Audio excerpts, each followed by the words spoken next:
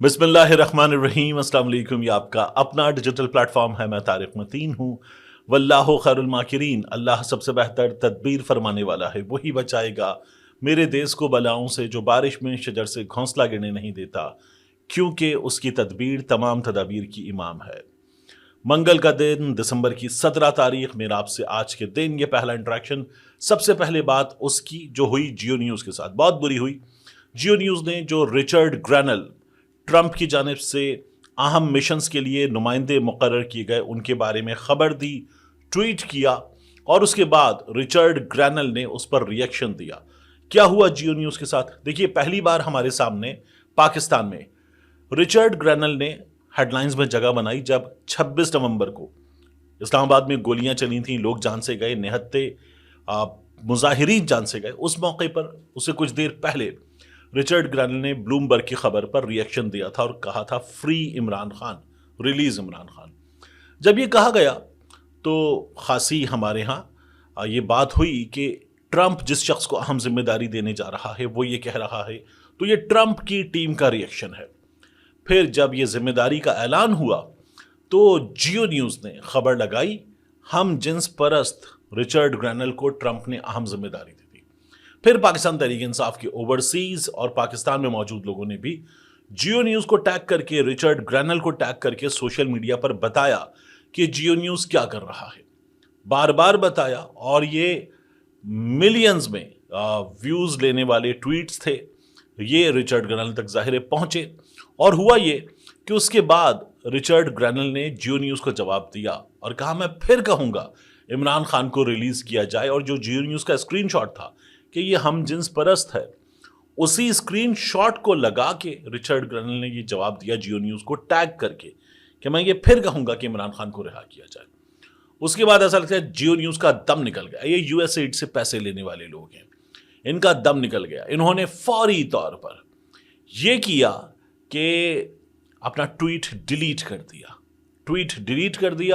और tweet delete करने के बाद जो खबर थी जिसमें लिखा हुआ था, आप देख लीजिए, खबर में पहले लिखा हुआ था हम जिन्स परस्त रफीक मांगट की खबर। फिर उस खबर को जियो न्यूज़ ने एडिट किया और एडिट करके अहम तकर्रुरी, मतलब बेशर्मी की इंतहा। पहले आप एक शख्स को लिखते हैं हम जिन्स परस्त का तकर्रुर कर दिया, फिर बाद में लिखते हैं ट्रंप ने अहम तकर्रुरी कर दी। तो बड़ी खिंचाई हुई जियो न्यूज़ की, और इन्होंने फिर खबर में नीचे जाकर लिखा कि हम जिन्स परस्ती का एक तनाज़ा, ये काम किया, और खुद ट्वीट डिलीट कर चुके, खबर में एडिट कर चुके, और लिख रहे हैं ये शख्स अपनी ट्विटर पर से पोस्ट भी डिलीट कर चुका है। ये जियो न्यूज़ उसको बता रहा है। वही काम करने के बाद रिचर्ड ग्रैनल के इस ट्वीट के स्टैट्स देखिए, आपको समझ में आता है कि पाकिस्तानी क्या एक्सपेक्ट कर रहे हैं और क्या हो सकता है। 1.4 मिलियन 2 घंटे में इस ट्वीट के व्यूज थे। रीट्वीट, रिप्लाईज, लाइक करना और कोड ट्वीट, 1.4 मिलियन व्यूज थे इस ट्वीट के।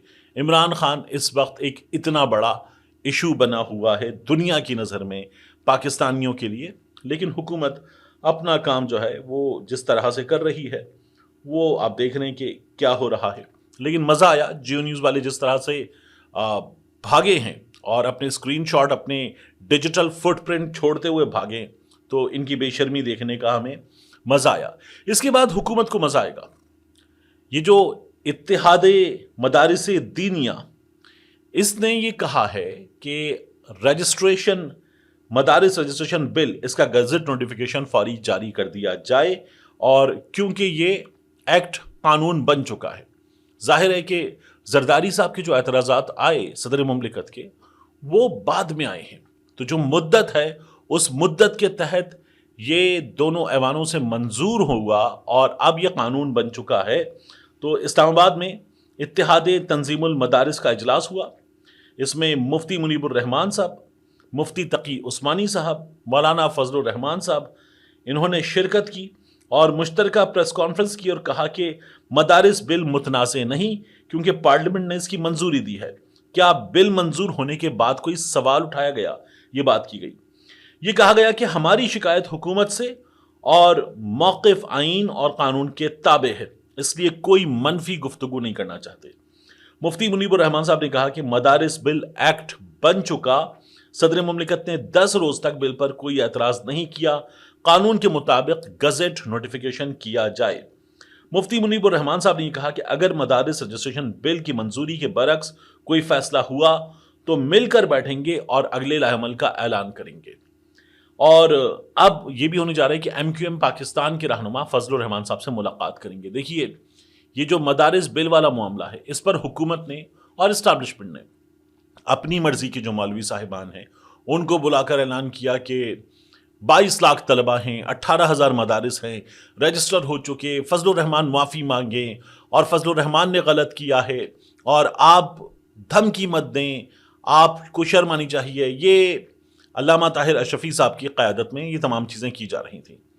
तो फजलुर रहमान साहब ने बार बार बताया कि हम मदारिस के नाम लेवा हम हैं, मदारिस के इशू को देखने वाले हम हैं, मदारिस की खिदमत करने वाले हम हैं, आप लोगों को हम नहीं जानते, आप नहीं मानते। फजलुर रहमान साहब ने तो जो पेशावर में खिताब किया था उसमें उन्होंने ये भी कहा कि किसी कोठे के ऊपर मदरसा लिख दिया जाए तो हम तो नहीं मानेंगे। ये फजलुर रहमान साहब के अल्फाज थे। और फिर उसके बाद आप देख रहे हैं कि अब हुकूमत को ये साफ तौर पर बता दी गया। हुकूमत ने अल्लामा ताहिर अशरफी साहब हुए, उनके साथ दीगर उलमा हुए, इनको बिठाकर अपनी मर्जी की प्रेस कॉन्फ्रेंस करवाई थी और कहा था कि देखिए जो ये कह रहे हैं वो होगा। और ताहिर अशरफी साहब ने कुछ इस तरह की बातें भी की। लेकिन अब मुफ्ती तकी उस्मानी साहब उनके साथ बैठे, इसके साथ मुफ्ती मुनीबुर रहमान साहब उनके साथ बैठे, और वो मौक़िफ़ जिसे अल्लामा ताहिर अशरफी साहब ने इख्तियार किया था वो हमें गलत होता हुआ नज़र आ रहा है। ये मामला यहाँ तक बढ़ चुका है। इसके बाद महमूद खान अचकज़ई की बहुत अहम तकरीर है कौमी असम्बली में। उसमें वो कहते हैं कि मैं हुकूमत और PTI दोनों से नाराज़ हूँ, इस तरह नहीं चलेगा, हमें मजबूर ना करें। मैं PTI और हुकूमत दोनों से नाराज़ हूँ। कुरम एजेंसी में 150 लोग मर गए, किसी ने परवाह नहीं की। आज PTI के साथ हमदर्दी की करारदाद आनी चाहिए। इस तरह नहीं चलेगा, हमें मजबूर ना करें, इतनी ताकत है। फिर उन्होंने कहा ना आप बैठ सकेंगे ना स्पीकर बैठ सकेगा, जल्द ये असेंबली ख़त्म हो जाए ये बेहतर है। ये महमूद खान अचकज़ई ने कहा। उन्होंने कहा वज़ीर आज़म साहब ना आप बैठ सकेंगे ना स्पीकर बैठ सकेंगे ना आपका डेप्यूटी स्पीकर बैठेगा।